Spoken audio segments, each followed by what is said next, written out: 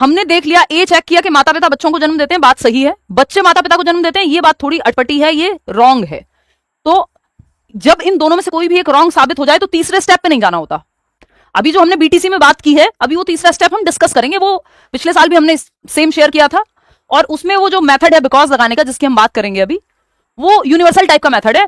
वो यूपीएससी में भी लोग यूज करते हैं, वो नीट में भी लोग यूज करते हैं। वो सार्वभौमिक टाइप का मेथड है, उसमें ऐसा नहीं कि मैंने कोई बहुत बड़ा इन्वेंशन कर दिया हो, कोई भी कॉमन सेंसिकल इंसान वैसे ही निकालेगा। और लास्ट ईयर भी हमने वही डिस्कस किया था। तो उस पर अभी आएंगे कि ये जो बीटीसी पे चेक करना है, तो चेक क्या करना है, चेक करना है बिकॉज लगा करके। अभी आएंगे उस पर। सिंपल चीजें सिंपल बनानी है, मुश्किल नहीं बनानी है, ठीक है। आप में से कितने लोग क्या जवाब दें? पोल दो भाई, कहाँ है पोल? ये किस लिए दिया हुआ है ऑप्शन? अगर पोल ही नहीं देना तो हम इसका क्या काम है, क्यों दिखाएंगे? ये कमाल कर दिया। चलो, मैं यहाँ पे इंतजार कर रही हूँ कि आप लोग पोल में जवाब दे रहे होगे, इतने में एक्सप्लेनेशन में लगी हुई हूँ।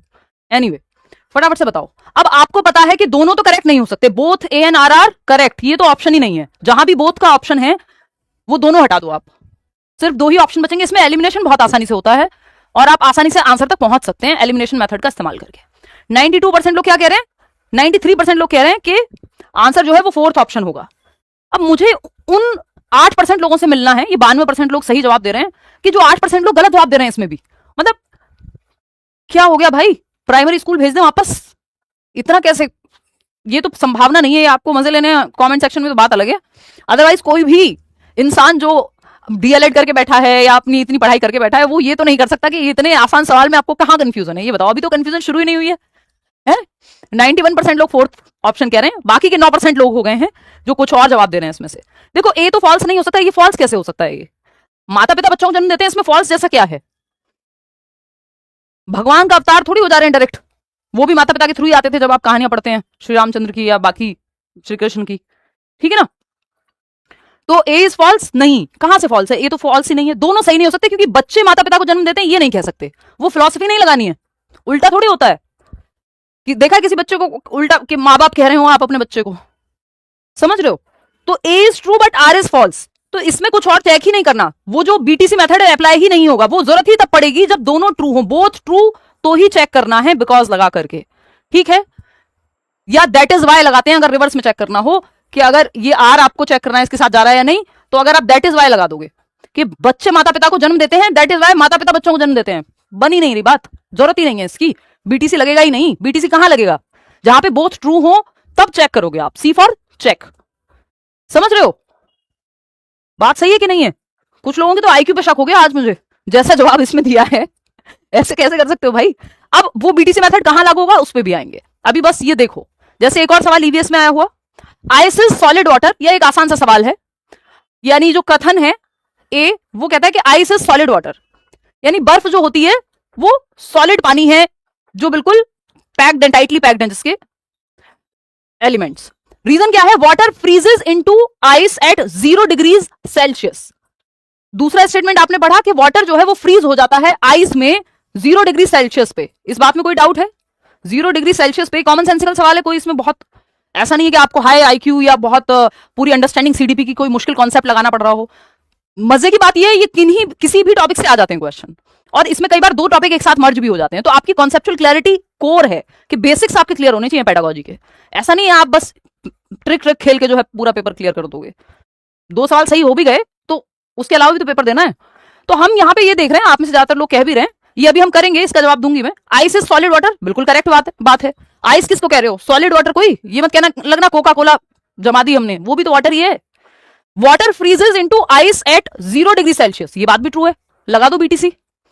जब बोथ ट्रू हो तो चेक करना होता है। क्या करना होता है? चेक अगेन, ये बीटीसी बी, बिकॉज पे ही, बिकॉज लगा के ही चेक करना होता है। चेक क्या करना होता है वो आपको पता है कि चेक सिंपल बिकॉज, ये ट्राइड एंड टेस्टेड मेथड है। अगेन मैं इसमें क्रेडिट नहीं लेना चाहूंगी, पिछले साल भी हमने डिस्कस किया था, शायद उसके पिछले साल भी किया हो। ये एकदम स्टैंडर्ड तरीका है, इन सवालों को सॉल्व करने के लिमिटेड ही तरीके हैं। तो यहां पे बिकॉज जब आप लगाएंगे, क्योंकि दोनों ट्रू हैं, बोथ ट्रू हैं, तो बिकॉज लगा के देख लो। Ice is solid water because water freezes into ice at 0 degree Celsius. Ice solid water इसलिए है क्योंकि पानी फ्रीज हो जाता है 0 डिग्री सेल्सियस पे, कोई डाउट नहीं। तो इसका मतलब ये रीजन भी सही है इसके बारे में। भाई अजर्शन क्या कहते हैं? अंजलि क्या कह रही है कि आइस सॉलिड वाटर होती है, सही कह रही हो अंजलि तुम।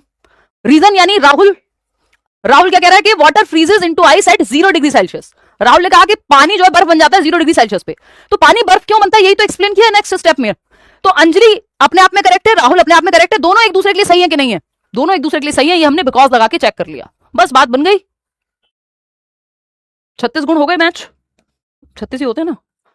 तो ये तो अभी एक ऑप्शन के थ्रू भी हम चेक करेंगे, ये मैं क्वेश्चन आपको कराऊंगी जिससे आपके मन से ये निकल जाए कि हाँ ठीक कर पा रहे हैं या नहीं। फिर हम सीडीपी के क्वेश्चंस पे आएंगे, जस्ट 20 क्वेश्चंस करेंगे, ज्यादा नहीं, और आप बहुत अच्छे सॉल्व कर पाओगे, आज देख लेना। देखो एक बार असर्शन क्या है, कथन क्या है, an apple falls to the ground when it detaches from a tree, यानी जो एक एप्पल है, क्योंकि हम सिंपल कॉन्सेप्ट से समझेंगे, एप्पल क्या है, एक सेब को एप्पल कहते हैं, इतना तो पता ही हमें, न्यूटन वाली कहानी याद करो, सर पे आके लगा, तो एप्पल ट्री से नीचे की तरफ फॉल करता है, ट्री से एप्पल नीचे गिरेगा, ये पेन मैं यहां से गिराऊंगी तो नीचे ही जाएगा, ऊपर तो नहीं जाएगा कि सीलिंग में हिट हो जाए, तो चीजें नीचे गिरती हैं, यानी एप्पल ट्री से ग्राउंड की तरफ जाता है। ये बात गलत है कि सही है? बिल्कुल सही है, ये तो आपको कुछ ना बताओ तब भी इतना तो पता है कि एप्पल नीचे ही जाएगा।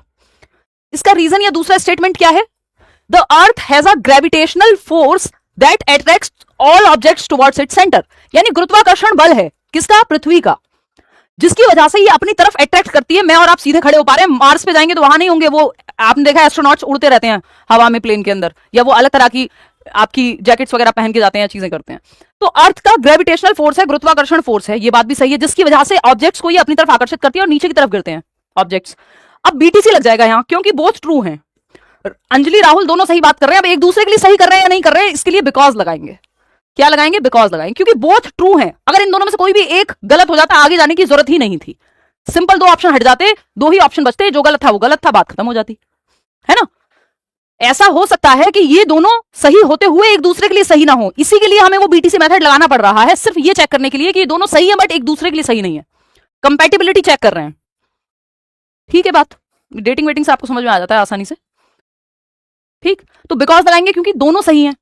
तो पढ़ के देख लो, an apple falls to the ground when it detaches from a tree because the earth has a gravitational force that attracts all objects towards its centre, यानी एप्पल गिरता है क्योंकि, क्यों गिरता है, क्योंकि अर्थ का गुरुत्वाकर्षण बल है, बात खत्म हो गई। इसको अगर रिवर्स में चेक करना हो तो दैट इज वाई लगा लेते हैं कि द अर्थ है, अगर रीजन से चेक करना है तो the earth has a gravitational force that attracts all objects towards its centre, that is why, इसलिए that is why an apple falls to the ground when it detaches from a tree. बात सही है कि नहीं है, बात तो सही है, क्लियर है, कोई दिक्कत परेशानी इस बात को समझने के लिए। अब कुछ सवाल करेंगे, उससे आपको और क्लैरिटी मिलेगी। इससे पहले वाला सवाल अगर हम चेक करना चाहें, क्योंकि बोथ ट्रू थे, तो इसको भी अगर रिवर्स में चेक करना चाहें कि आइस इज सॉलिड वाटर, यानी जो बर्फ है वो सॉलिड वाटर है, यानी वाटर है सॉलिड फॉर्म में, water freezes into ice at 0 degree Celsius, दोनों सही हैं, दोनों सही होते ही बीटीसी लगा देना है, यानी बोथ ट्रू, तो चेक कर लो भैया, तीसरा स्टेप चेकिंग है फिर, अगर बोथ ट्रू हैं तो। अब इसको रिवर्स कैसे चेक करेंगे, ये बिकॉज लगा के देख लिया तो ये नॉर्मल चेकिंग है, आपका मन कर रहा है नहीं इसको तो एक तरीके से और चेक करेंगे, दैट इज वाई लगाएंगे।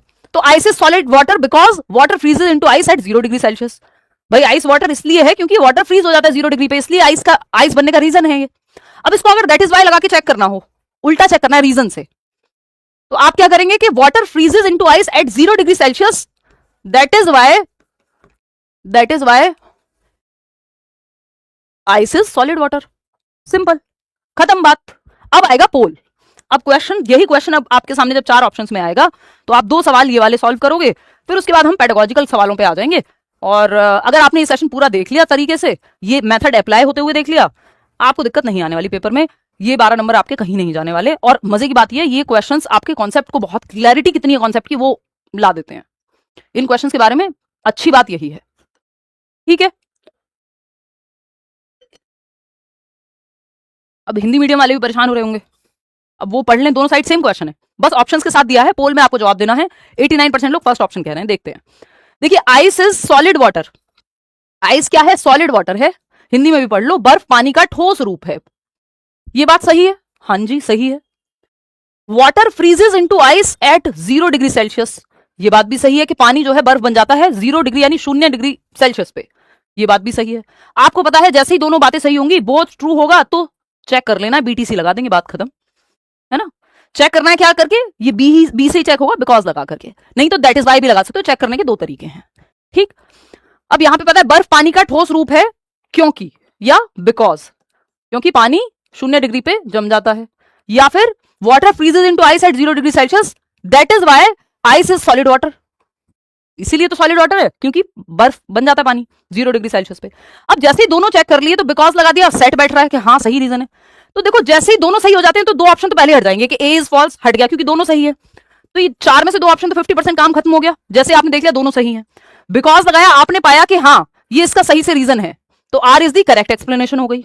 अगर ये बिकॉज लगा के सही नहीं बैठ रहा होता, जैसे हमने शुरुआत में बात की थी कि माता पिता बच्चों को जन्म देते हैं, अब इसमें लगा लो बिकॉज के बच्चे माता पिता को जन्म देते हैं, गलत हो गई बात, दूसरी बात ही गलत है, उसमें बिकॉज लगने की संभावना ही नहीं है, सी पे जाओगे ही नहीं क्योंकि बोथ ट्रू ही नहीं है, बीटीसी लगेगा ही नहीं, ठीक है ना।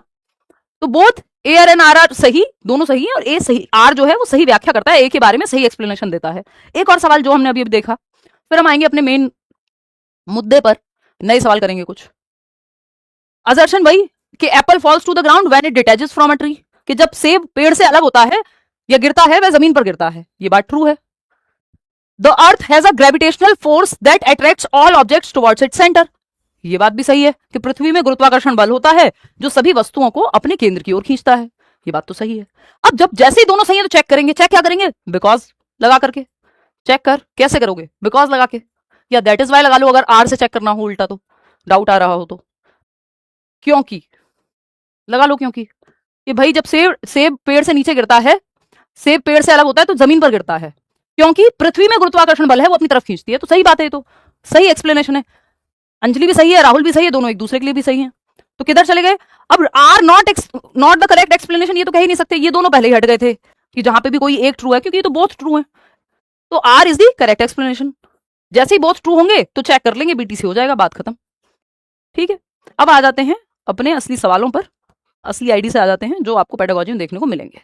ये जस्ट आपको समझाने के लिए थे, वापस जो माता पिता वाला एग्जाम्पल था वो आपको बताता है कि कैसे कई बार रीजन गलत होता है। अब ये सवाल है आपके सामने, आप सॉल्व करेंगे इसको और फटाक से बताएंगे कि जो है कैसे चीजें। Himanshu ma'am you teach very well, अच्छा धन्यवाद, तारीफ के लिए शुक्रिया। अब आ जाइए इधर, देखिए अब अगेन आपको असर्शन चेक करना है और रीजन चेक करना है।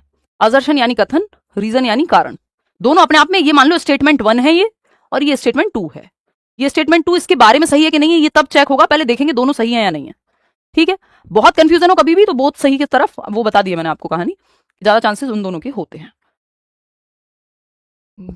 देखिए क्योंकि रॉन्ग को आप पकड़ जाओगे। असर्शन क्या है, at any as the teacher should focus on what the child can not do rather than what they can do with help और सपोर्ट, यानी किसी भी उम्र में शिक्षकों को इस बात पर ध्यान देना चाहिए कि बच्चा क्या नहीं कर सकता है, बजाय इसके कि वे मदद या समर्थन से क्या कर सकते हैं। एकदम मूर्खतापूर्ण बात है भाई, टीचर को यह देखना है कि वो सपोर्ट से क्या कर सकता है, ये नहीं कि क्या नहीं कर सकता है, तो ये तो गलत बात हो गई ना भाई। वाइगॉत्स्की क्या कह रहे हैं कि बच्चा जो सपोर्ट से कर सकता है, जो उसका पोटेंशियल है, उसको थोड़ा सा चैलेंज देके, स्कैफोल्डिंग देके वहां तक पहुंचाओ। ये थोड़ी देख सकते हैं कि क्या नहीं कर सकता, जो कर सकता है उस पर जाओगे ना आप, और जो आज नहीं कर सकता हो सकता है कल कर पाए। रीजन क्या है इसका, लेव वाइगॉत्स्की प्रपोज, देखो अब यहां पे ना 50% गेम खत्म हो गया, बोथ आपको चेक ही नहीं करना क्योंकि एक गलत निकल गया, एक गलत निकल गया तो बोथ ट्रू कैसे हो सकते हैं। रीजन क्या है इसका, Lev Vygotsky proposed that learning should include only those behaviours that the child can do independently, कि वाइगॉत्स्की ने प्रस्तावित किया है कि सीखने में केवल उन व्यवहारों को शामिल किया जाना चाहिए जो बच्चा स्वतंत्र रूप से कर पाए। नहीं भाई, वाइगॉत्स्की तो कह रहे हैं कि ये चीज है, ये चीज है जो बच्चा स्वतंत्र रूप से इंडिपेंडेंटली कर पा रहा है, ZAD भी कह देते हैं इसको, के जोन ऑफ एक्चुअल डेवलपमेंट। वो कह रहे हैं इसके बाहर जाना है, जो वो सहायता से कर पाए उस पर ध्यान देना है, ZPD पे। ये कह रहे हैं नहीं, वाइगॉत्स्की कह रहे हैं कि बस उतना ही करो जितना अकेले कर पाओ, तो ये तो गलत हो गया, दोनों ही गलत हो गए। तो पहले 50% काम खत्म हो गया था, अब बोथ आर फॉल्स हो गए, ये है ऑप्शन, थर्ड ऑप्शन, ए और आर दोनों ही गलत हैं। कितने परसेंट लोग, 46% लोग सही जवाब दे रहे हैं इसका भी, जबकि कितना आसान सवाल है, बस नया सवाल है तो आप फंस जा रहे हैं भाई। कोई भी ये थोड़ी कहता है यहाँ पर कि एट एनी एज, किसी भी एज पे बस टीचर को उस चीज पे फोकस करना है जो नहीं कर सकता बच्चा। नहीं भाई, हम चाइल्ड सेंटर्ड एजुकेशन में ये पढ़ते हुए आ रहे हैं, बच्चा एबिलिटी टू लर्न, सीखने की क्षमता के साथ पैदा होता है, क्रिएटिविटी की क्षमता के साथ पैदा होता है, क्यूरियस है बाय नेचर, जिज्ञासु है, हम उसकी जिज्ञासा को मारते हैं। तो ये जब हमने बात कर ली यहां पे, इसमें बचता ही नहीं है, इसमें कहां डाउट है, हमें कैसे आ रहा है डाउट कि हमें यहां पे फोकस ये नहीं करना बच्चा जो नहीं कर सकता, हमें फोकस करना है जो वो कर सकता है हेल्प के साथ।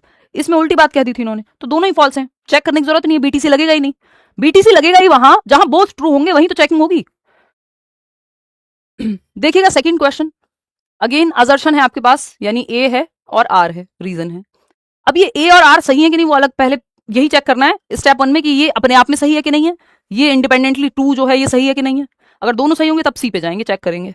असर्शन है language is an effective tool for communication. ये तो इस बार का आया हुआ सवाल है, ये मैंने जानबूझ करके इसको रखा है, हिंदी या इंग्लिश पेडागोजी में आया हुआ है, मैंने आपको बाइलिंगुअल दे दिया है क्योंकि हिंदी इंग्लिश पेडागोजी आजकल ट्रांसलेशन ही आती है कई सालों से। भाषा संप्रेषण के लिए एक प्रभावशाली उपकरण है, इस बात को लेकर कोई डाउट है? Language is a tool for communication, संप्रेषण का माध्यम है अपनी बात को कहने का, दूसरी की बात को समझने का, इसमें कोई डाउट है नहीं? तो ये तो ट्रू हो गई बात। रीजन क्या दिया इसका, या रीजन ना भी दिया हो अपने आप में ये जो स्टेटमेंट है इसको पढ़ते हैं। Language helps to convey social messages, यानी जो भाषा है वो सामाजिक संदेश संप्रेषित करने में मदद करती है कि भाई प्रधानमंत्री जी जो हैं संबोधित कर रहे हैं पूरे देश को, या कोई सेमिनार है वहां आप लेक्चर लेने गए तो जो लेक्चरर है जो सेमिनार कंडक्ट कर रहा है वो बाकी लोगों तक अपना मैसेज पहुंचाएगा, या नोटबंदी हुई या फिर लॉकडाउन की बात कर लेते हैं तो सोशल मैसेज ही तो दिया गया सरकार के द्वारा या प्राइम मिनिस्टर के द्वारा, है ना। इसको किसी पार्टी से मत जोड़िएगा, मुद्दा समझने की कोशिश कीजिएगा, ये सब पे लागू होता है ना। तो भाषा सामाजिक संदेश संप्रेषित करने में मदद करती है, ये बात भी ट्रू है, और संप्रेषण का माध्यम है, ये बात भी ट्रू है। तो अब बोथ ट्रू होते ही आपको तीसरे स्टेप पे चले जाना है, बीटीसी बोथ ट्रू है तो चेक करना पड़ेगा बिकॉज लगा के। भाई बोथ ट्रू जैसे ही हो गए तो आपको चेक करना पड़ेगा, if both are true then you have to check the reason for assertion, कि जो कथन के लिए कारण सही है कि नहीं है, फिर आपको चेक करना पड़ेगा जो ए है उसको, ठीक। बिकॉज लगाओगे या रीजन में दैट इज वाई लगा दोगे।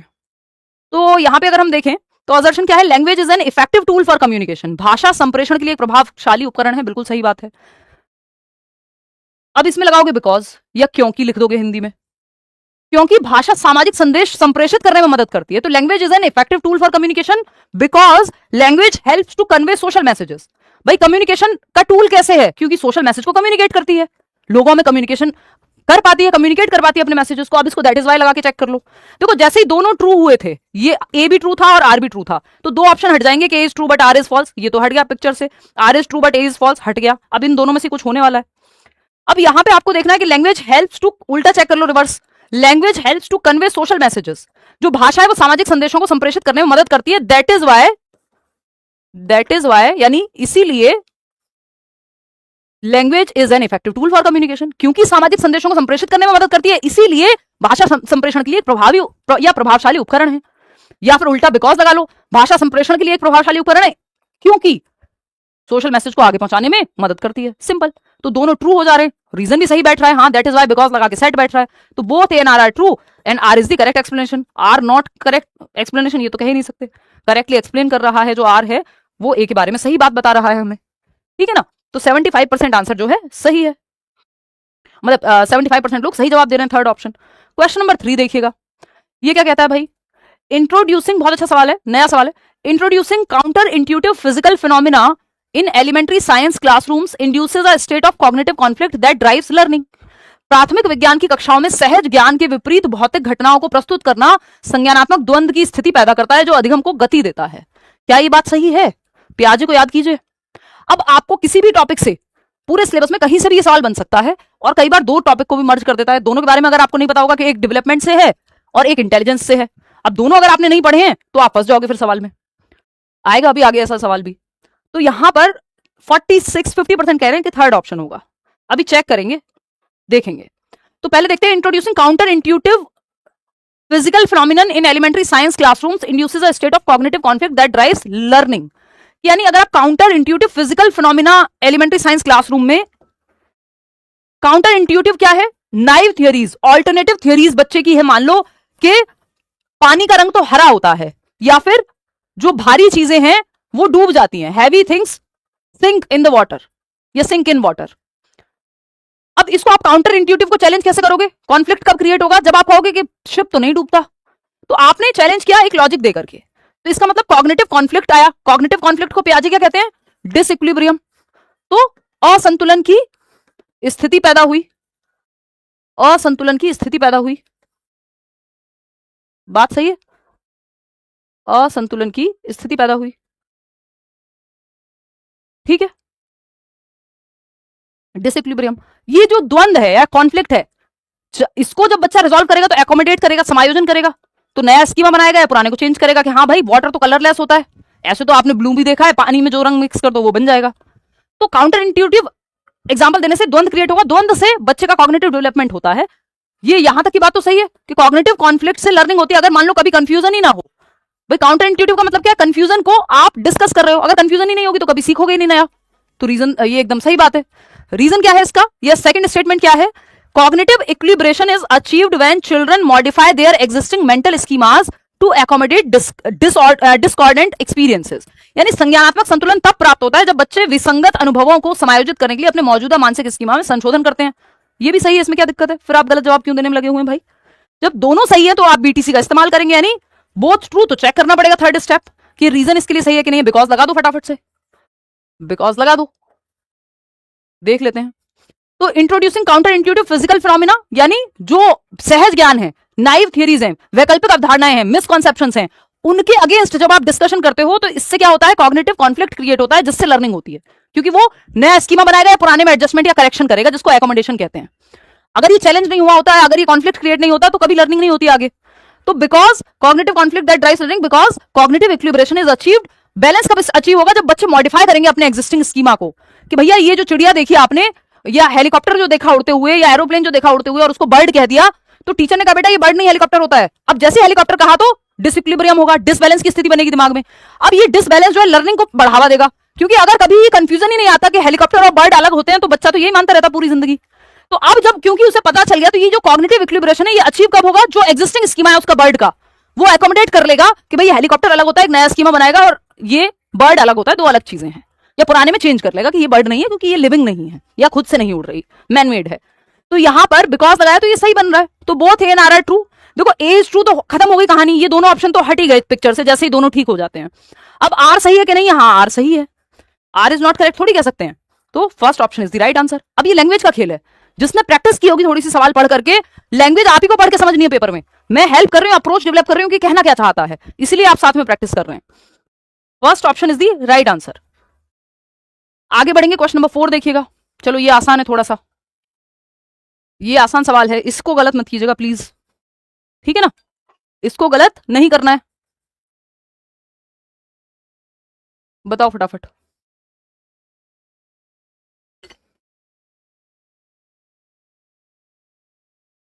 फर्स्ट ऑप्शन 69% लोग कह रहे हैं। चलिए देख लेते हैं। अब यहां पर स्टेटमेंट 1 उठाएंगे, ए उठाएंगे। क्या कहता है? Physical growth is a life long process that continues dynamically from birth until the end of human life. कि शारीरिक वृद्धि जो होती है वो जीवन पर्यंत चलने वाली प्रक्रिया है, जो जन्म से लेकर मानव जीवन के अंत तक गतिशील रूप से जारी रहती है। ये हमने पढ़ा नहीं है क्या कि ग्रोथ मेच्योरिटी तक रहती है, लाइफ लॉन्ग नहीं चलती ग्रोथ, डेवलपमेंट लाइफ लॉन्ग चलता है, ये तो हमें पता है। तो ये तो स्टेटमेंट ही गलत हो गया। जैसे ये गलत हुआ, ये बोथ वाले ऑप्शन दोनों हटा देंगे हम, क्योंकि आगे भी सेकंड पे भी जाने की जरूरत नहीं है, आपके 50% ऑप्शन हट गए। रीजन क्या है?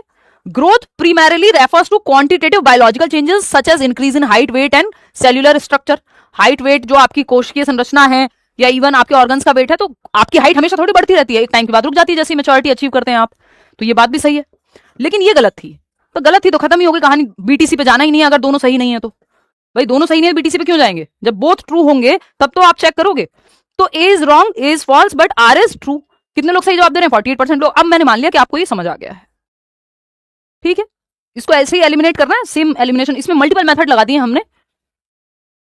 बीटीसी की तो जरूरत सबसे लास्ट में पड़ेगी। तो डेवलपमेंट का पार्ट है growth, height weight shape size का बढ़ना ग्रोथ है।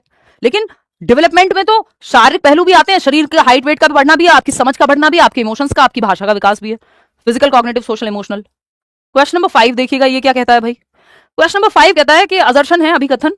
अ child who silently plans each step mentally while assembling a complex model tractor is exhibiting an inability to externalize language indicating delayed language development। बहुत अच्छा सवाल है।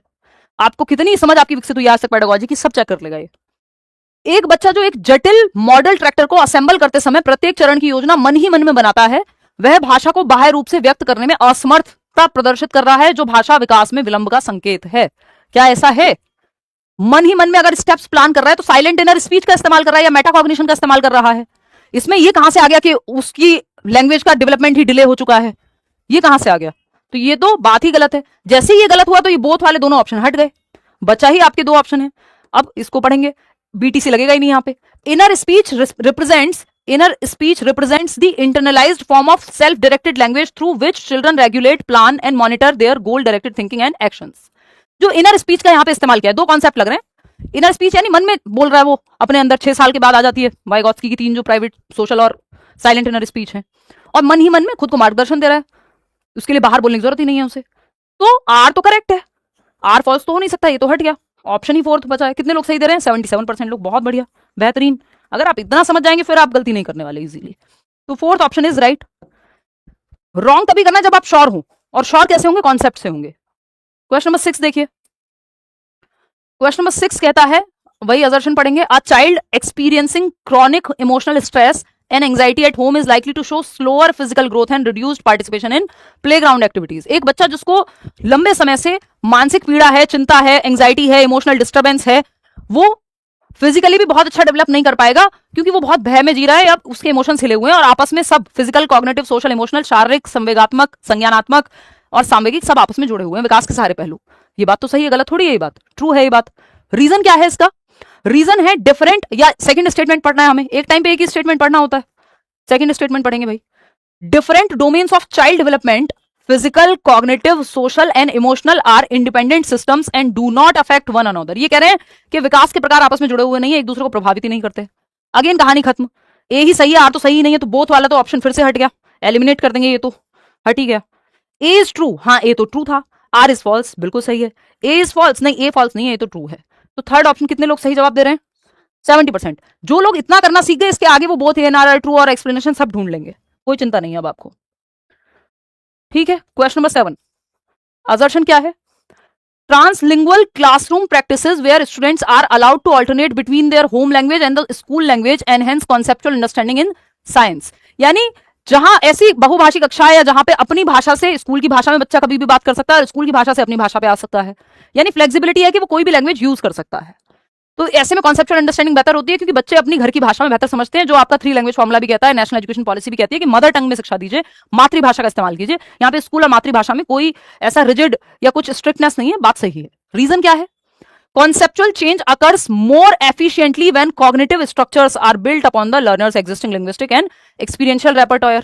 वैचारिक परिवर्तन तब अधिक कुशलता से होता है जब संज्ञानात्मक संरचनाएं शिक्षार्थी के मौजूदा भाषाई और अनुभवात्मक भंडार पर बनाई जाती है, यानी पूर्व ज्ञान पर निर्मित होता है जब नया ज्ञान, तो बेहतर लर्निंग होती है अगर बच्चे के एक्सपीरियंस से सिखा रहे हैं तो। ये बात भी ट्रू है।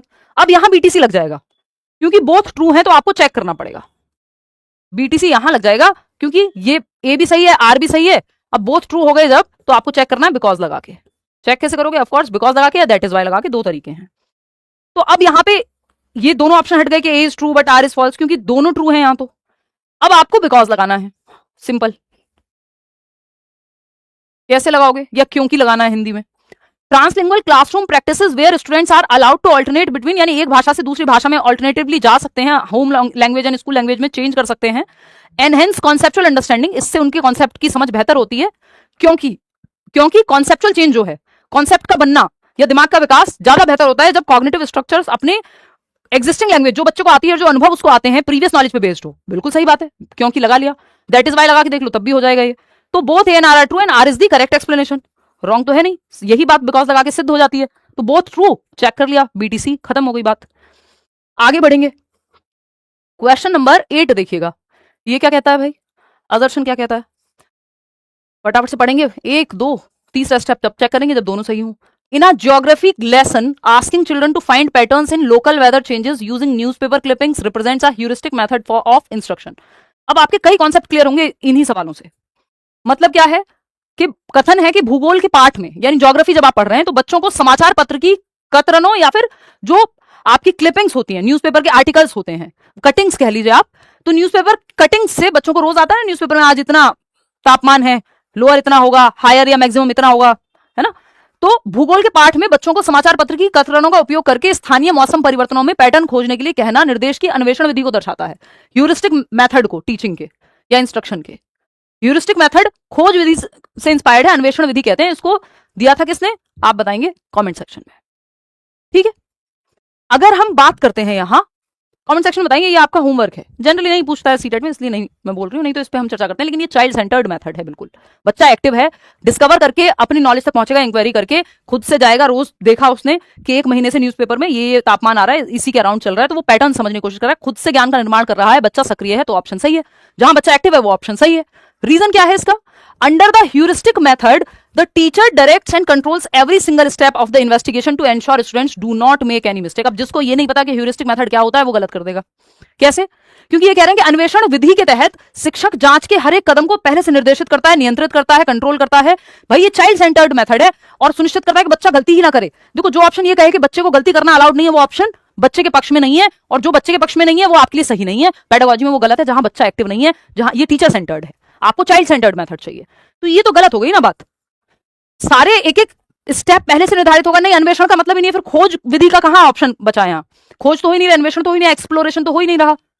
यहां तो वो खुद जानकारी तक पहुंचता है, नहीं तो टीचर खुद भी बता सकता था। टीचर ने ज्ञान को रचना करने के लिए कहा, एक्टिवली कंस्ट्रक्ट करने के लिए कहा। पहले से स्टेप बाय स्टेप थोड़ी बताया कि ये वाला न्यूज़पेपर लेना, वो वाला लेना, ऐसे करना वैसे करना। उन्होंने बता दिया, अब आप खुद से पैटर्न को रिकॉग्नाइज करोगे। ये जो बात हुई है यहाँ पे कि एवरी सिंगल स्टेप लगभग एल्गोरिथम में या एल्गोरिथमिक मेथड में होता है। ये कि मैथ्स का फॉर्मूला है, एक एक चीज पहले से सेट है, स्टेप 1 ये होगा, स्टेप 2 ये होगा। ह्यूरिस्टिक में तो बच्चे को एक्सप्लोर करने के लिए मौका दिया जाता है। तो जैसे ही ए सही है आर गलत है, तो ऑप्शन ये बोथ वाले दोनों हट गए। ए सही है आर गलत है, बस खत्म, पहुंच गए आप आसानी से। इसीलिए अब आप समझ पा रहे हो क्यों मैं ये कह रही हूं कि ज्यादातर सवाल जो है वो both A and R are true and R is the correct explanation की तरफ आते हैं, या इन दोनों में से कोई होते हैं। क्योंकि जैसे ही कोई एक गलत होगा ना, फिर आप आंसर ऐसे चुटकियों में ढूंढ लेंगे, फिर आपका वो काम ही नहीं बचेगा, इसमें टाइम ही नहीं लगेगा। बोथ ट्रू और करेक्ट तो आपको चेक ही नहीं करना पड़ेगा। समझ रहे हो? तो इसलिए इनके जवाब ये वाले कम आते हैं। जब आप फंस रहे हो तो वो both A and R are true की तरफ, या ऊपर के दोनों ऑप्शन में से कोई एक ऑप्शन होने की संभावना ज्यादा रहती है। Both A and R are true, R is not correct, R is correct, ये जो ऊपर के दो ऑप्शन हैं ये आते हैं। ऐसा नहीं आते, बट संभावना मतलब इनकी संख्या कम है। क्वेश्चन नंबर 9 देखिएगा। 50% सेशन हमने खत्म कर लिया है, क्योंकि इनमें टाइम लगता है थोड़ा पढ़ के समझने में, और हम तसल्ली से समझ भी रहे हैं। ये वाले क्वेश्चंस टाइम लेंगे आपका, सवाल आप सॉल्व कर देंगे। बताइए फटाफट। 20 सवाल हैं बस आज, क्योंकि इससे आपको क्लैरिटी आ जाएगी। शुरू के 3-4 सवाल हमने काउंट नहीं किए।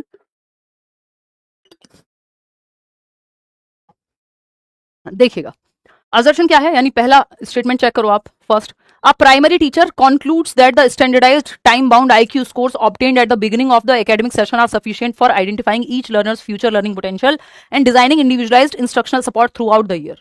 एक प्राथमिक शिक्षक शैक्षणिक सत्र के आरंभ में कहता है कि IQ से ही सब कुछ निर्धारित हो जाएगा। ये IQ को क्रिटिसाइज मल्टीपल इंटेलिजेंस करती है साफ साफ, जो हार्वर्ड गार्डनर की थियरी है कि IQ पूरा कोई एकमात्र आधार नहीं है कि जिससे आप बुद्धि का पता लगा लोगे, है ना। तो ये नहीं है कि प्राइमरी टीचर ये कहेगा आईक्यू से बस या तो सपोर्ट मिले या फिर ना मिले, सारा कुछ पूरा फ्यूचर डिसाइड हो जाएगा आईक्यू टेस्ट से। नहीं भाई, हम ये मान के चलते हैं कि एबिलिटी इज इंक्रीमेंटल। लिख लेना कहीं पे, काम आएगा। Ability is incremental. क्षमता क्या है? क्षमता में बढ़ोतरी संभव है। एबिलिटी इज इंक्रीमेंटल,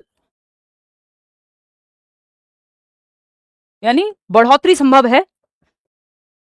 क्षमता को, यानी बच्चे की क्षमता को बढ़ाया जा सकता है। आप ये नहीं कहोगे कि फिक्स हो गई एबिलिटी, बस आईक्यू स्कोर ने तय कर दिया अब तो ये तो सीख पाएगा या तो नहीं सीख पाएगा।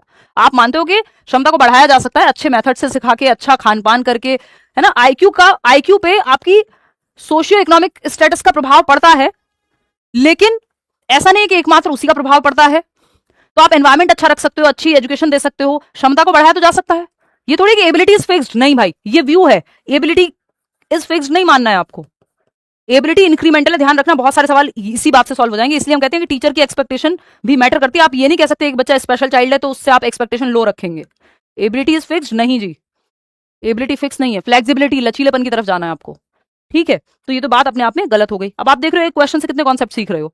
अब नेक्स्ट पे जाएंगे। अब जैसे ही ये गलत हो गई तो ये दोनों ऑप्शन तो हट गए पिक्चर से, काम आसान हो गया। ए और आर दोनों तो सही है ही नहीं, क्योंकि एक गलत हो गया। अब बीटीसी लगेगा ही नहीं इसमें। Dynamic assessment estimates our learners' developmental potential by examining how performance changes when graduated prompts, mediated assistance, and adjustable scaffolding are provided within the learner's zone of proximal development. भाई Vygotsky तो नहीं कह रहे IQ test करा लो, वो कह रहे हैं डायनेमिक असेसमेंट करते रहो, जैसे जैसे बच्चे को नीड हो वैसे वैसे हेल्प देते जाओ। ये बात तो सही है एकदम, रीजन एकदम परफेक्ट है। तो A is false but R is true. कितने लोग दे रहे हैं ये सही जवाब? 72% लोग। परफेक्ट, बहुत खुश हूं मैं आप लोगों की तरक्की देख करके। चलिए, fourth option is the right answer. आगे बढ़ेंगे, क्वेश्चन नंबर 10 देखिएगा। ये क्या कहता है? ये कहता है, अब अगेन स्टेटमेंट चेक करोगे 1 और 2। पहले 1 को चेक करोगे। Classroom instruction should be highly differentiated and customized to cater to the diverse learning paces of students. छात्रों की विविध सीखने की गति को पूरा करने के लिए या सुसाधित करने के लिए कक्षा का निर्देश अत्यधिक विभेदित और अनुकूलित होना चाहिए, यानी विभेदित अनुदेशन का पालन करना है, डिफरेंशिएटेड इंस्ट्रक्शन का, चाइल्ड सेंटर्ड है, डिफरेंट बच्चे की नीड के हिसाब से इंस्ट्रक्शन देनी है, स्टैंडर्ड इंस्ट्रक्शन या यूनिफॉर्म इंस्ट्रक्शन नहीं देनी है। अभी हम कल जहां तक है आपके टैग वर्ड्स करेंगे, पॉजिटिव नेगेटिव वर्ड्स, तो आपको पता होना चाहिए कि यूनिफॉर्म कपड़ों में अच्छी होती है, मेथड में अच्छी नहीं होती है। यूनिफॉर्म इंस्ट्रक्शन हो चाहे वो स्टैंडर्ड इंस्ट्रक्शन हो, मानकीकृत, सबके लिए एक जैसा। ये सुनने में अच्छा लगता है बट हर बच्चे की क्षमता अलग है, तो सबके लिए एक जैसा क्यों करोगे भाई, है ना, गलत हो जाएगा। आप डिफरेंशिएटेड इंस्ट्रक्शन, विभेदी अनुदेशन, डिफरेंशिएटेड इंस्ट्रक्शन का मतलब ये नहीं बच्चों में पार्शियलिटी कर रहे हो, भेदभाव कर रहे हो, ये बच्चों की नीड के हिसाब से, क्षमता के हिसाब से, इंटरेस्ट के हिसाब से, एबिलिटी के हिसाब से आप मेथड अलग अलग चूज करते हो, एक ही मेथड से नहीं पढ़ाते, सिर्फ सबको एक डंडे से नहीं हाँकना है, क्लास में अलग अलग तरह के बच्चे हैं, विभेदी अनुदेशन कहते हैं इसको। तो differentiated instruction is good, uniform instruction, standard instruction negative words हैं बिल्कुल। अगर कॉन्टेक्स्ट में जो है ये एकदम साफ साफ नकार दिया जाएगा इन शब्दों को, तो ये बात सही है। हाँ, ये एक अच्छा सवाल बन रहा है, ये सही है। अब रीजन चेक करते हैं। Individual differences among learners are shaped solely by unique genetic endowments while environmental factors play no role postnatally. Environment का कोई रोल नहीं जन्म के बाद, ये कैसी बात है, एनवायरमेंट का रोल ही है मेन जन्म के बाद, इवन जन्म से पहले भी है बट जन्म के बाद मेन रोल है। तो ये बीटीसी पे जाने की जरूरत ही नहीं, क्योंकि बोथ ट्रू ही नहीं है, तो हम बिकॉज लगा के चेक करने की जरूरत ही नहीं है। सिंपल हो गया कि बोथ वाले ऑप्शन दोनों हटा दो, ए ट्रू है, आर फॉल्स है। कितने लोग सही जवाब दे रहे हैं आपके? 81%। बहुत बढ़िया यार, आप लोगों ने तो कमाल कर दिया आज। चलिए बहुत बढ़िया। अगर आप इतना भी समझ पा रहे हैं, क्योंकि ये एक सही और एक गलत वाला सवाल जान के रखा गया है, जिससे ये चेक हो सके कि आप स्टेटमेंट को पहचान पा रहे हैं या नहीं पहचान पा रहे हैं।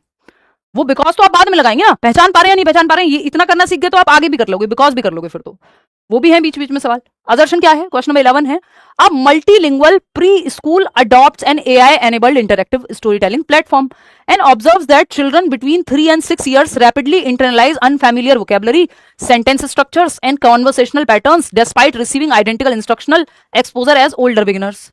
मतलब क्या है कि एक बहुभाषिक प्री स्कूल प्ले वे 3 से 6 वर्ष के बच्चे हैं, एक एआई मॉडल आया है जो स्टोरी टेल करता है, यानी एआई रोबोट है, मान लो कोई एआई का या कोई सॉफ्टवेयर है जो कहानी सुनाता है बच्चों को।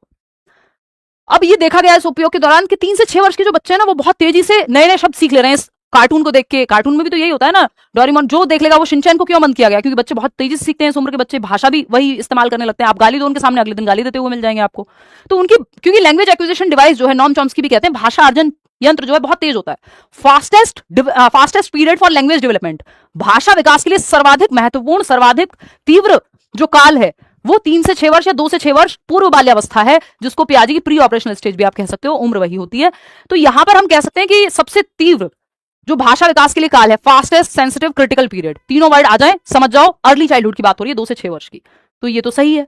अब सेकंड को चेक करेंगे ये सही है कि नहीं है। Early childhood represents a biologically sensitive phase during, अच्छा ध्यान रखना ऐसा नहीं करना है, अगर ये रॉन्ग नहीं है तो फालतू में यहां नहीं चले जाना है, फिर दोनों पढ़ लेने हैं, दोनों में से कोई एक रॉन्ग है तब आप पहले ही स्टेज में 2 को हटा सकते हो, 2 ऑप्शंस को। रीजन क्या है? Early childhood represents a biologically sensitive phase during which heightened neural plasticity enables the brain to process, organize and internalize linguistic input with exceptional efficiency, thereby facilitating natural language acquisition।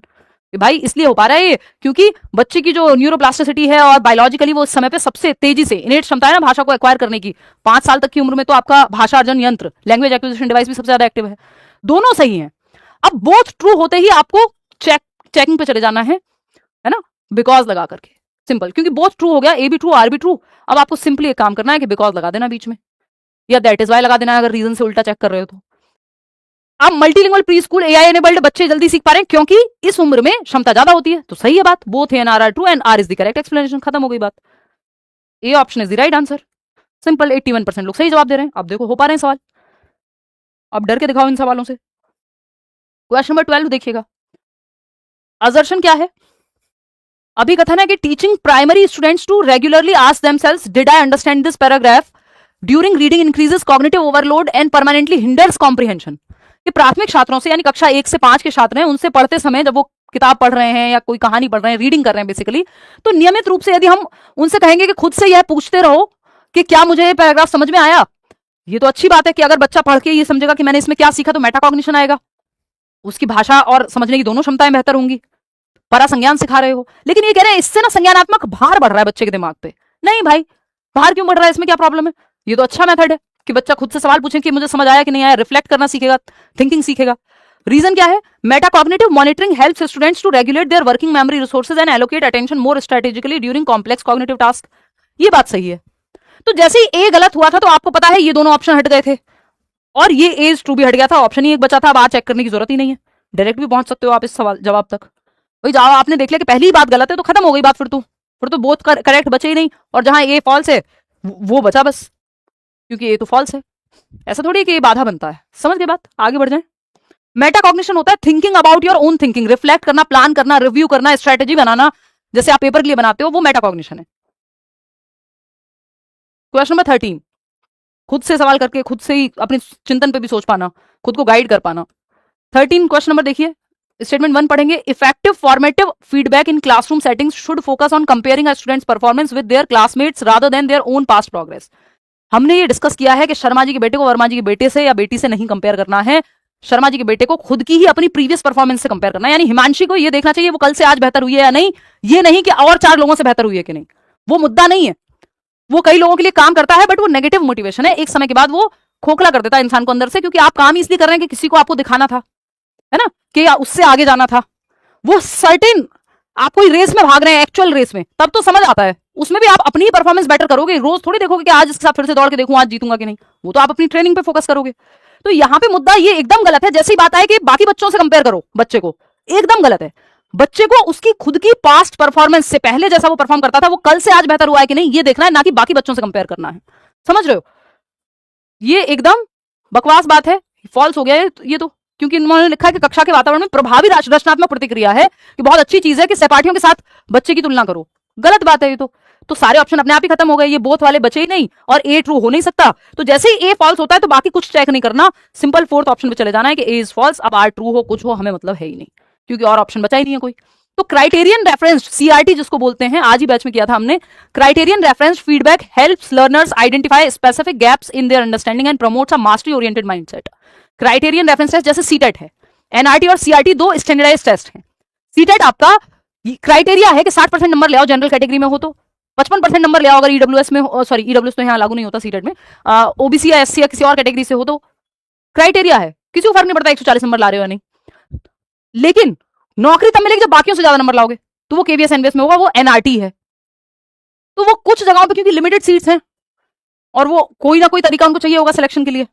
ये बात सही है कि mastery का पता चल जाता है कि अगर सीटेट में अनुराग के 143 नंबर आए हैं, लर्नर है हमारे, तो या सचिन के 141 नंबर आए हैं, अनुष्का के 140 नंबर आए हैं, तो इन लोगों की मास्टरी हासिल हो चुकी है उस सिलेबस पे। सीटेट की जितना भी सिलेबस है उस पर मास्टरी हासिल कर चुके हैं, तभी 150 में से 140 आ रहे हैं। तो किस हद तक मास्टरी हासिल हो चुकी है या गैप कहां रह गए, ये दोनों चीजें जानने के लिए सीआरटी काम में आता है। तो ए इज फॉल्स, सिंपल। इसमें तो फोर्थ ऑप्शन, वो तो आपको कॉन्सेप्ट मुझे समझाना था, सही जवाब आप लोगों ने दिया भी है 78% लोगों ने, क्योंकि सिर्फ क्वेश्चन नहीं करने हैं, हमें कॉन्सेप्ट भी समझना है चीजों के साथ साथ, रट्टा नहीं लगाना है। रटंत विद्या तो चलंत नहीं है बिल्कुल, सीटेट में रटना कभी काम नहीं आया, और अब तो समय के साथ पिछले 5-7 सालों में और देखोगे आप तो बिल्कुल भी नहीं आता, पहले भी नहीं आता था, लेकिन और लेंदी हुई है प्रोसेस, लैंग्वेज और लेंदी हुई है। स्टेटमेंट 1 देखो फटाफट। अब primary school student who shares her lunch only with peers, बहुत ही प्यारा सवाल है, अगर ये गलत कर दिया ना तो इसका मतलब आपके बेसिक कॉन्सेप्ट हिले हुए हैं। बहुत ही प्यारा सवाल, पढ़ो एक बार खुद से।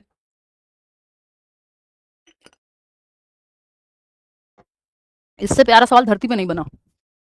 देखो एक बार, a primary school student who shares her lunch only with peers who promise to share their toys the next day is operating at Kohlberg's conventional level of morality. यानी एक प्राथमिक विद्यालय की छात्रा है, कक्षा 1 से 5 में होगी, ये मैटर नहीं कर रहा है यहाँ पे। मैटर क्या कर रहा है कि छात्रा है जो अपना लंच केवल उन दोस्तों के साथ या उन सहपाठियों के साथ साझा करती है जो उसे अगले दिन खिलौने साझा करने के लिए राजी होते हैं कि भाई तुम आज मुझे अपना लंच शेयर करा दो, मैं कल तुम्हें, मेरे पास एक टॉय है उसके साथ खिलाऊंगी। Give and take, tit for tat, जैसे को तैसा, mutual exchange, individualism and exchange.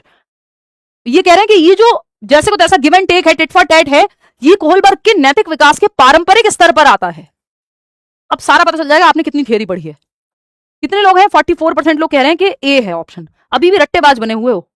अरे भाई साहब ऐसे नहीं होता है, ये प्री कन्वेंशनल पे आता है, सेकेंड स्टेज है, कन्वेंशनल पे नहीं आता है tit for tat. Punishment and obedience, instrumental orientation या mutual exchange, tit for tat. तो ये दोनों स्टेजेस तो प्री कन्वेंशनल है, पूर्व पारंपरिक पहला स्तर है। आप कह रहे हो कन्वेंशनल पे आता है। कन्वेंशनल पे तो थर्ड और फोर्थ स्टेज आती है, गुड बॉय नाइस गर्ल कि उसको तारीफ चाहिए होती, और फोर्थ आपका लॉ एंड ऑर्डर आता है। तो ऐसे करोगे तो कैसे चलेगा मित्र? है, ऐसे नहीं करना है। तो ये तो बात ही गलत है ना, ये पूर्व पारंपरिक स्तर है। पता लग गया कितनी थियरी पड़ी है, शर्म आ रही थोड़ी सी, नहीं आनी चाहिए, कोई बात नहीं, गलतियां तो सीखने का हिस्सा है, it's okay, but paper pass है, फिर बाद में आएगी, अभी नहीं आई तो, समझ रहे हो। तो थोड़ा सा पढ़ लो, मेरे कहने का मतलब ये है, फ्री नोट्स दिए हुए हैं, कम से कम उन्हीं को पढ़ लो, प्रीवियस सेशंस कराए हुए हैं, देखो एक बार। तो ये जैसे ही गलत हुआ तो आपको पता है ये दोनों ऑप्शन तो हट ही जाएंगे, और ये भी हट जाएगा, फोर्थ ही ऑप्शन बचेगा, और तो कोई ऑप्शन ही नहीं है इसमें। फिर भी आर चेक कर लेते हैं। The conventional level of moral development is characterized by the internalization of societal rules and expectations. ये बात सही है कि समाज के द्वारा नैतिकता सही और गलत तय होता है कन्वेंशनल लेवल पे, लेकिन ये तो कन्वेंशनल लेवल पे होता ही नहीं है जो यहाँ पे कहा गया है कि दो बच्चे लड़ रहे हैं, एक बच्चे ने टिफिन शेयर नहीं किया उसके साथ, और इसने कल उसकी कॉपी फाड़ दी थी, आज इसने इसकी रबड़ तोड़ दी है, तो वो कह रहा है कि कल इसने भी तो ऐसे किया था, मैं तो उसके बर्थडे पे हमेशा जाता था, वो मेरे बर्थडे पे नहीं आई, अब वो बेचारी बीमार हो सकता है, लेकिन यहाँ पे इंटेंशन मैटर नहीं करती, यहाँ पे टिट फॉर टैट मैटर करता है। तो ये fourth option is the right answer. ठुकरा के मेरा प्यार मेरा इंतकाम देखेगी टाइप है। चलो देखो एक बार क्वेश्चन नंबर 15 देखो, असर्शन क्या है, reciprocal teaching is an effective cooperative learning strategy that significantly fosters reading comprehension through active peer dialogues. मतलब पारस्परिक शिक्षण, रेसिप्रोकल टीचिंग, जहां टीचर और बच्चे दोनों एक्टिव हैं। वाइगॉट्स की बात करते हैं इसकी, अभी कुछ दिन पहले हमने डिस्कस किया था, जो सक्रिय संवादों के माध्यम से पठन बोध को, रीडिंग में कॉम्प्रिहेंशन बेहतर होता है, क्योंकि इसमें प्रिडिक्ट कर सकते हो, क्वेश्चन कर सकते हो, क्लैरिफाई करोगे, समराइज करोगे, ये 4 स्टेप शामिल होते हैं रेसिप्रोकल टीचिंग में। ये वाइगॉट्स की वाला सेशन देख लेना, हमने डिस्कस किया है, ये सही है। रीजन देखो, during reciprocal teaching the teacher and students alternate roles in applying 4 structured skills, summarising, questioning, clarifying and predicting, SQCP बोल देंगे। तो यहां पर जब हम बात करें तो ये बात भी सही है। अब BTC लग जाएगा, बोथ ट्रू, तो चेक करो भाई, बिकॉज लगाओ फटाफट से, अगर बिकॉज लगा के सही जा पा रहा है तो समझ गए कि रीजन सही है, नहीं तो नहीं, ठीक, बिकॉज लगाओ फटाफट। 87% लोग फर्स्ट ऑप्शन कह रहे हैं कि रेसिप्रोकल टीचिंग जो है एक अच्छा तरीका है, कोऑपरेटिव स्ट्रेटजी है, टीचर और विद्यार्थी मिलकर के कोऑपरेट करके एक साथ पढ़ रहे हैं, एक रीडिंग सेशन ले रहे हैं, क्योंकि because during reciprocal teaching the teacher and students alternate roles, teacher student का ऑल्टरनेट रोल आता है, कई बार बच्चे क्वेश्चन पूछ रहे हैं, टीचर समराइज कर रहा है, बच्चे प्रिडिक्ट कर रहे हैं, टीचर क्लैरिफाई कर रहा है क्वेश्चंस को, तो टीचर और बच्चे दोनों एक्टिव होते हैं, दोनों एक दूसरे सीख रहे हैं यहाँ पे। तो ये बात एकदम सही है, बिकॉज लगा के एकदम सही बात है, तो both and R true and R is the correct explanation, BTC लग जाएगा, खत्म बात। ये आर इनकरेक्ट है ही नहीं, और कोई और ऑप्शन बचा ही नहीं, जैसे बोथ करेक्ट हुए दोनों ऑप्शन हट ही जाते हैं। क्वेश्चन नंबर 16 देखिएगा, 4 सवाल और हैं, बहुत बेहतरीन आज आपने काम किया है। क्वेश्चन नंबर 16 देखिएगा, assertion in a constructivist classroom a child's alternative conception that plants get their food from the soil through roots should be immediately crossed out with a red pen and marked as an intellectual failure। बहुत अच्छा सवाल, बहुत प्यारा सवाल, उम्दा सवाल। एक रचनावादी कक्षा में बच्चे की यह वैकल्पिक धारणा की पौधे जड़ों के माध्यम से मिट्टी से अपना भोजन प्राप्त करते हैं, अब आपको पता है कैसे करते हैं, ये गलत हो गया, तो तुरंत लाल पेन से काट दिया जाना चाहिए इस बात को बच्चे की, और बौद्धिक विफलता के, बच्चे को तो कुछ आता ही नहीं है ये कह दो भाई, एरर्स पार्ट ऑफ लर्निंग है, सीखना गलतियां सीखने का हिस्सा है, ये कह रहे हो जैसी गलती दिखे, और रचनावादी क्लासरूम बता रहे हो, टीचर सेंटर्ड थोड़ी है, चाइल्ड सेंटर्ड क्लासरूम है, तो बच्चे तो एक्टिव होंगे, गलतियां करेंगे, डिस्कशन के माध्यम से ठीक कर दो, चैलेंज करके, जैसे अभी हमने थोड़ी देर पहले बात की थी कॉग्निटिव कॉन्फ्लिक्ट की, तो ये तो गलत हो गया। जैसे ये गलत हुआ, आपको पता है कहां जाना है, फोर्थ ऑप्शन पे जाना है, बात ही खत्म हो गई, चेक ही नहीं करना कुछ, टाइम सेव हो गया, खत्म बात। फिर भी चलो हम पढ़ लेते हैं अपनी अंडरस्टैंडिंग के लिए, 80% लोग सही जवाब दे भी रहे हैं। Children's alternative conceptions are significant cognitive steps that reflect their active logical attempt. जो वैकल्पिक अवधारणाएं होती हैं ये हेल्पफुल होती हैं, बच्चे की गलतियों को समझने में मदद करती हैं और सीखने में मदद करेंगी, तो fourth option is the right answer, कि ए तो फॉल्स है, आर ट्रू है। क्वेश्चन नंबर 17 देखिएगा, ये क्या कहता है भाई, अ ग्रेड 3 टीचर, कक्षा 3 की शिक्षिका है या शिक्षक है, encourages learners to collaboratively create digital story books, के साथ में मिलकर डिजिटल स्टोरी बुक्स बच्चे ग्रुप में क्रिएट करें, by drawing upon their home language, अपनी भाषा का, घर की भाषा का, मातृभाषा का इस्तेमाल करें, क्लासरूम में डिस्कशन करें, शेयर्ड रीडिंग करें, 2-2, 3-3, 4-4 बच्चे बैठ के साथ में पढ़ रहे हैं, और बिफोर इंट्रोड्यूसिंग फॉर्मल लैंग्वेज, बाद में वो औपचारिक भाषा ला रहे हैं, पहले मातृभाषा से शुरू कर रहे हैं, ये बात तो ठीक है, ये तो ट्रू है बात, कोई दिक्कत है, ये आया हुआ सवाल है। ज्यादातर क्वेश्चंस नए थे, कुछ कुछ सवाल मैंने पुराने भी डाले क्योंकि जो जरूरी है या अच्छे सवाल है। डोंट पोल सो सून, अच्छा कोई बात नहीं, आप थोड़ा रुक के दे दो जवाब बोल तो रहेगा ही, जल्दी आने की दिक्कत नहीं, पोल लेट आने की दिक्कत होती है। आप नई समस्या बता रहे हो आज, रीजन क्या है इसका, NCF 2023 national curriculum framework 2023 emphasizes that language learning should be holistic and meaning centered, integrating listening, speaking, reading and writing as mutually reinforcing processes। यानी राष्ट्रीय पाठ्यचर्या की रूपरेखा 2023 भाषा अधिगम को एक समग्र एवं अर्थ केंद्रित प्रक्रिया मानती है, जिसमें श्रवण, वाचन, पठन और लेखन परस्पर एकीकृत हैं, इंटीग्रेटेड हैं, listening, speaking, reading, writing, LSRW या सूबो पाली, सुनना, बोलना, पढ़ना और लिखना। क्या है ये? इंटीग्रेटेड है, एकीकृत है, एक दूसरे से जुड़े हुए हैं। जब आप सुनते हैं तो आपका बोलना बेहतर होता है, जब आप पढ़ते हैं तो आपका लिखना भी बेहतर होता है, बोलना भी बेहतर होता है, सब एक दूसरे से जुड़े हुए हैं। अगर क्रम पूछे तो LSRW का यही सूबो पाली ही आप फॉलो करते हैं, नहीं तो इसको इंटीग्रेटेड मानते हैं। ठीक, तो जब आपने ये देखा, ये आया हुआ सवाल है और ये लैंग्वेज में आया है, इंग्लिश पेडागोजी में, हिंदी पेडागोजी में, दोनों में आया है, इसी बार आया है। जो प्रीवियस आपका पेपर हुआ है फरवरी वाला या मार्च में जो हुआ था, मार्च में भी हुआ था एक सेट, वो कोई पेपर लीक हो गया था शायद सीटेट का, कहीं किसी सेंटर पे दोबारा हुआ था या हो नहीं पाया था पहले। तो एनीवे, यहां पे मुद्दा क्या है, एनसीएफ 2023 से और एनईपी से सीडीपी में क्वेश्चन नहीं आ रहे पिछले कई सालों से, लेकिन लैंग्वेज में आ जाते हैं। तो इसलिए मैंने बैच में भी स्पेशली ये कहकर के डलवाया हुआ कि पढ़ लो इसको, कोई बात नहीं, इससे कोई नुकसान नहीं होगा, लैंग्वेज में काम आ जाएगा। अदरवाइज आपको कुछ नहीं पता, ना एनईपी में पता है ना एनसीएफ में पता है। सीटेट में सिंपल तरीका है, बच्चे के भले में है ऑप्शन, बच्चे की भलाई में, बच्चे के पक्ष में है ऑप्शन। अगर बच्चे के पक्ष में है तो सब बढ़िया है, कोई दिक्कत नहीं है। देखो दोनों बातें बच्चे के पक्ष में है, ये भी सही है और ये भी सही है। अब आप जाओगे बीटीसी पे, बोथ ट्रू है तो करेक्ट, चेक कर लो, आप चेक करो फटाफट से, बोथ ट्रू है, चेक करो कितने लोग हैं जो 76% लोग जवाब दे रहे हैं।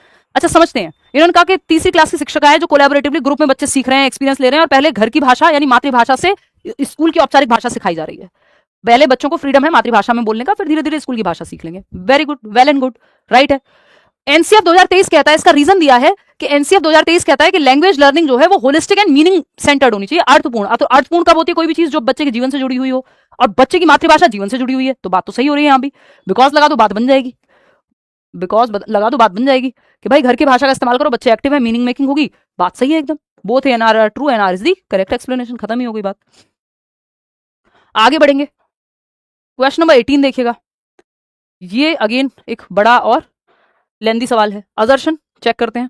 A school integrates AI generated performance analytics but considers end of term standardized paper pencil test scores as the principal basis for documenting learners overall progress। यानी end term standardized paper pencil test, यानी बच्चे को rank करना हो या paper pencil test मुख्य बना रहे हैं बच्चे की लर्निंग प्रोग्रेस को जांचने के लिए, मेन चीज को पेपर पेंसिल टेस्ट को कह रहे हैं, जबकि हमारे लिए फॉर्मेटिव असेसमेंट होना चाहिए, सबमेटिव नहीं। सबमेटिव मेन नहीं है ना, वाइल प्रिंसिपल नहीं हो सकता summative. While classroom observations and portfolio serve only as supplementary evidence, कह रहे हैं पोर्टफोलियो तो ज्यादा महत्वपूर्ण नहीं है, पेपर पेंसिल टेस्ट ज्यादा महत्वपूर्ण है। बेकार बात है, आपको भी पता है, सीसी में डिस्कस किया हमने, गलत है। रीजन क्या है? Continuous and comprehensive evaluation advocates gathering evidence of learning through diverse qualitative and quantitative assessment। CCE कहता है कि qualitatively और quantitatively शैक्षिक सह-शैक्षिक करिकुलर को करिकुलर दोनों पहलुओं को मापो, that collectively capture both scholastic and co-scholastic dimensions of children's development। ये बात तो सही है कि एविडेंस लो, यानी सिर्फ पेपर पेंसिल टेस्ट से मत जांचो, आप पोर्टफोलियो भी लो, चेकलिस्ट भी लो, इंटरव्यू भी लो, ऑब्जर्वेशन भी करो। 50 टेक्निक है आकलन की, पढ़ा है ये हमने अभी कल की क्लास में बैच में सीटेट के। तो अगर आप देखोगे तो ये बात तो सही है, यहाँ पे ए गलत है। जैसे ही ए गलत हो जाए, आपको पता है एक तो ये दोनों ऑप्शन हट गए, तीनों ऑप्शन हट जाते हैं, बस बचता ही एक है, वो है फोर्थ ऑप्शन। ठीक है, सिंपल, बीटीसी लगेगा ही नहीं, जरूरत ही नहीं है। सेकंड लास्ट क्वेश्चन है, क्वेश्चन नंबर 19, 20 सवाल करने हैं हमें। Teachers must actively appreciate, respect and integrate the diverse socio-cultural backgrounds of students in their classroom transactions। शिक्षकों को अपनी कक्षा की गतिविधियों में, अपनी एक्टिविटीज में क्लासरूम की, छात्रों की विविध सामाजिक सांस्कृतिक पृष्ठभूमि को, जिस समाज जिस संस्कृति से बच्चा आ रहा है, सक्रिय रूप से सराहना और सम्मान और एकीकरण करना चाहिए। बच्चा जिस भी धर्म, जाति, संप्रदाय, सामाजिक परिप्रेक्ष्य से आ रहा है, जो भी एक्सपीरियंस बच्चा जो लेके आए स्कूल में, सब अच्छा होता है। सालों से एक ही बात कह रही हो, उसकी भाषा हो, उसका आर्थिक स्थिति हो, कुछ भी हो, हर चीज अपॉर्चुनिटी है, अवसर की तरह इस्तेमाल करनी है आपको। जो भी है, जो भी लेके आया है वो बेहतर है, उसकी प्रीवियस नॉलेज वो उसकी नींव का काम करेगी, बस आपको कनेक्ट करना है उसको। बात तो सही है। रीजन क्या है या सेकंड स्टेटमेंट क्या है? Children belonging to socio economically marginalised communities possess lower baseline cognitive abilities compare to children from privileged backgrounds. अब यही जो है इन्होंने कलेश कर दिया, गलत है ये बात, कि सामाजिक आर्थिक रूप से हाशिए पर रहने वाले समुदायों के बच्चों में विशेषाधिकार प्राप्त पृष्ठभूमि के बच्चों की तुलना में कम आधारभूत संज्ञानात्मक क्षमताएं होती हैं, यानी मानसिक क्षमता कम है गरीब परिवार से आने वाले बच्चे की। देखिए आईक्यू पे इकोनॉमिक्स, जो इकोनॉमिक स्टेटस है उसका प्रभाव पड़ता है, इसका मतलब ये नहीं है, और आईक्यू एकमात्र तरीका नहीं है सीखने का। और दूसरा, ऐसा नहीं कि बहुत किसी का आईक्यू सिर्फ अमीर परिवार में पैदा होने से 140 हो जाएगा या गिफ्टेड हो जाएगा, बहुत बड़ा भी ऐसा नहीं होने वाला कि एकदम 70 से डबल हो जाएगा आपका आईक्यू, प्रभाव पड़ेगा। दूसरी बात ये कि ये हम मान नहीं सकते, हम मानते हैं बच्चे की एबिलिटी इंक्रीमेंटल है, आईक्यू को तो हम बहुत अच्छा नहीं मानते, हम तो मल्टीपल इंटेलिजेंस को मानते हैं, है ना। तो यहां पे ये मानते हैं कि अगर गरीब परिवार से आने वाले बच्चों में अमीर परिवारों से आने वाले बच्चों की तुलना में दिमाग की कमी है, तो डॉक्टर एपीजे अब्दुल कलाम कभी डॉक्टर एपीजे अब्दुल कलाम नहीं बनते, है ना। या इतने लोग जो गरीब परिवारों से आईएएस बन रहे हैं, आईपीएस बन रहे हैं, या आपके इधर आईआईटीएंस बन रहे हैं, मतलब संख्या कम होगी बट बनते हैं ना लोग, तो ये तो नहीं कह सकते कि उनमें संज्ञानात्मक क्षमता की कमी है बाय डिफॉल्ट क्योंकि गरीब हैं, ये तो बेकार बात है एकदम। तो ये गलत हो गया। तो ए तो सही है बट आर इज फॉल्स। तो जैसे ही कोई एक गलत होता है आपको पता है 2 ऑप्शन कम से कम भी हट जाते हैं। तो third option is the right answer. कितने लोग सही कह रहे हैं? 69% लोग। आखिरी सवाल है आज का, देखिएगा असर्शन या अभिकथन क्या है। होपफुली इन सवालों का डर आपका निकल गया होगा आज। देखते हैं स्टेटमेंट 1 क्या है। Teachers should distance themselves from students and place the primary responsibility for learning entirely on the learners themselves. शिक्षकों को विद्यार्थियों से दूरी बना लेनी चाहिए और अधिगम की प्राथमिक जिम्मेदारी पूरी तरह से बच्चे पे छोड़ देनी चाहिए। क्या ये सही है? नहीं भाई, चाइल्ड सेंटर्ड क्लासरूम का मतलब ये थोड़ी टीचर एक्टिव ही नहीं है, बच्चों को जो करना है करें, टीचर की जरूरत ही नहीं है। टीचर फैसिलिटेटर है भाई, सुविधा दाता है। टीचर और बच्चे दोनों एक्टिव होते हैं एक अच्छी क्लासरूम में। ऐसा नहीं कि सिर्फ बच्चे ही एक्टिव है, टीचर है ही नहीं, जरूरत ही नहीं है उसकी। तो ये तो गलत हो गई बात। Learning is facilitated more effectively in an authoritative classroom environment than in a democratic classroom environment. ये जो अधिगम है, लर्निंग है, सीखना है, वो बेहतर होता है किसमें? अधिनायकवादी या सत्तावादी एनवायरमेंट में, बजाय की लोकतांत्रिक कक्षा के। ये तो उल्टा बोल दिया। देखिए पेरेंटिंग स्टाइल अथॉरिटेटिव बेस्ट है क्योंकि वहां कंट्रोल भी है, केयर भी है, नियम भी है और प्यार भी है। अथॉरिटेटिव बेस्ट हो गया। लेकिन जैसे मैं आपको बता भी चुकी हूं बहुत बार, लेकिन अगर हम बात करते हैं किसकी? टीचिंग मेथड की, तो टीचिंग मेथड में अथॉरिटेटिव अथॉरिटेरियन ये सब कुछ अच्छा नहीं है। टीचिंग मेथड में डेमोक्रेसी बढ़िया है, डेमोक्रेटिक मेथड है। क्योंकि पेरेंटिंग स्टाइल में डेमोक्रेटिक मेथड कोई नहीं है। वहां पे अथॉरिटेटिव होता है, अथॉरिटेरियन होता है, पैसिव मिस्टेक होता है, या पैसिव पेरेंट्स होते हैं, या फिर इग्नोरेंट होते हैं, बिल्कुल नेग्लेक्टफुल बोलते हैं जिसको। पेरेंटिंग के 4 टाइप हैं जिसमें अथॉरिटेटिव बेस्ट है। अथॉरिटेरियन वहां भी बेस्ट नहीं है कि कह दिया ना कह दिया, अमिताभ बच्चन टाइप्स, मतलब एक्चुअल अमिताभ बच्चन नहीं, जो मूवी है उनकी, चाहे वो मोहब्बतें हो, चाहे वो आपकी कभी खुशी कभी गम हो। तो अथॉरिटेरियन वहां बेस्ट नहीं है। पेरेंटिंग स्टाइल में मैं लिख देती हूँ, ये आपके लिए वैसे काम आ जाएगा। ये तो आप समझ गए होंगे कि दोनों ही बातें गलत हैं। डेमोक्रेटिक बेटर होता है अथॉरिटेटिव से। तो both are false. Fourth option कितने लोग सही जवाब दे रहे हैं? 91% लोग। मन खुश कर दिया आपने, अब आप नहीं अटकेंगे इन सवालों में।